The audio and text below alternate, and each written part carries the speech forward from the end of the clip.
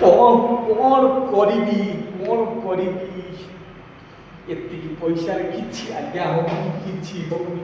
ସାରେ ଝିଅର school fees, auto fees, tuition fees, କ'ଣ କରିବ?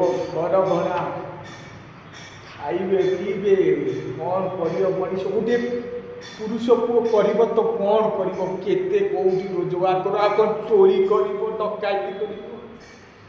ଆପଣମାନେ ବୁଝିପାରିବେନି କିଏ କେଉଁ ଭଳିଆ ଅବସ୍ଥାରେ ରହୁଛି, କିଏ କେଉଁ ଭଳିଆ ମଜବୁରିରେ ରହୁଛି, କେତେ ସିଏ କମେଇବ, କେଉଁଠୁ କମେଇବ?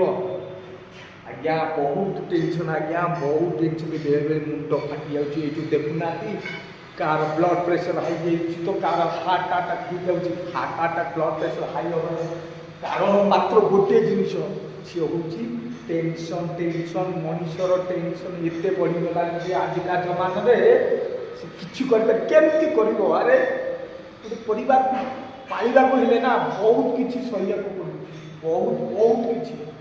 ସକାଳୁ ସନ୍ଧ୍ୟା ଯାଏ କେଉଁଠି କାମ କରିବ, କାହାର ଗାଳି ଶୁଣିବ, କ'ଣ କରିବ? ସାଡ଼େ ଘରକୁ ପହଞ୍ଚିଯିବ ତ ଘରେ ଛୁଆଙ୍କର ଦରକାର, ସ୍ତ୍ରୀର ଦରକାର, ବାପାର ଦରକାର, ମା ଦରକାର। ଆରେ କରିବ ତ କରିବ କ'ଣଟା କରିବ?